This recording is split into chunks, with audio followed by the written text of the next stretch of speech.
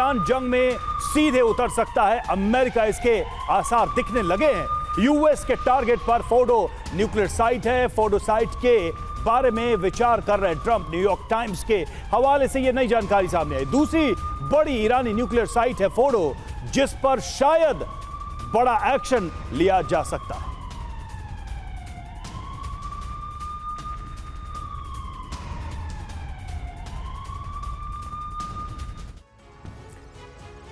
तो देखिए, ये सबसे बड़ी खबर है, सबसे महत्वपूर्ण खबर है कि इजराइल ईरान जंग में सीधे अमेरिका कूद सकता है। खबर क्या है? ईरानी परमाणु अड्डे पर अमेरिकी अटैक की आशंका है। यह इस वक्त की सबसे नई, सबसे ताजा, सबसे विध्वंसक खबर है। अमेरिका के टारगेट पर ईरान की फोर्डो न्यूक्लियर साइट, फोर्डो पर हमले के बारे में विचार कर रहे हैं डोनाल्ड ट्रंप। ईरान की दूसरी बड़ी न्यूक्लियर साइट है फोर्डो। न्यूयॉर्क टाइम्स के हवाले से जो बड़ी जानकारी सामने आ रही है वो हम आपको बता रहे हैं। अमेरिकी टारगेट पर फोर्डो परमाणु अड्डा ईरान का आखिर क्यों है, यह समझिए।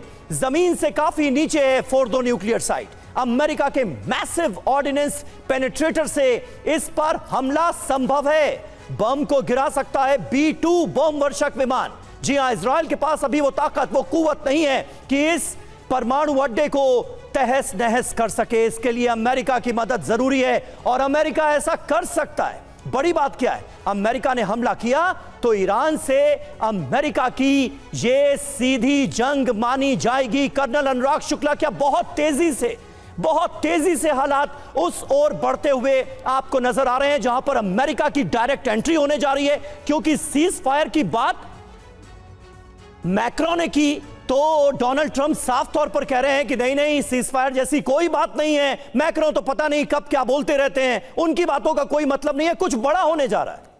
बिल्कुल, अगर आप देखें कि शुरुआती दौर में जो 5 दिन की जंग हुई अभी तक, इसमें वेस्टर्न पावर को यानी कि इजराइल और यूएस को डोमिनेट करने का पूरा मौका मिला है। इन्होंने 5 दिन पूरा डोमिनेट किया है और आज से अगर आप देखें तो इनके ईरान के जो मिसाइल्स हैं वो तेल अवीव में जाके अटैक करना शुरू किया है। तो डेफिनेटली इस जो सरप्राइज और गेन मिला है उनको, उसको बरकरार रखना चाहती है वेस्टर्न पावर। और इसके साथ साथ जैसे मैंने आपको पहले ही बताया था, कल रात को KC-135 30 एयरक्राफ्ट यूएस से उड़ के मिडिल ईस्ट की तरफ चलना शुरू हुए हैं।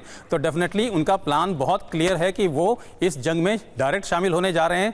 KC-135 का काम ये होता है कि वो रिफ्यूलिंग का काम करते हैं। तो जब भी कोई एयरक्राफ्ट जाएगा, हवा में उसकी रिफ्यूलिंग की जाती है, तो इससे अमेरिका की जो स्ट्राइक पावर है बहुत दूर तक बढ़ जाएगी। तो डेफिनेटली अमेरिका इसमें पार्टिसिपेट करने जा रहा है और हो सकता है कि जो उसके युद्धक शिप्स हैं वहाँ से एयरक्राफ्ट उड़ेंगे और डायरेक्टली वो तेहरान पे अटैक करेंगे। ईरान का जो न्यूक्लियर आर्सेनल है उसको डिस्ट्रॉय करना इनका मेन ऑब्जेक्टिव बन गया है और इस बात को उन्होंने बार बार दोहराया है। इजराइल की तरफ से भी दोहराया गया है और यूएसए की तरफ से भी दोहराया गया है। ठीक है, ये महत्वपूर्ण है। और देखिए, अमेरिका का जो रुख सामने आ रहा है वो साफ तौर पर यह बता रहा है कि अमेरिका ईरान के खिलाफ कोई बड़ा कदम आने वाले वक्त में उठाने जा रहा है।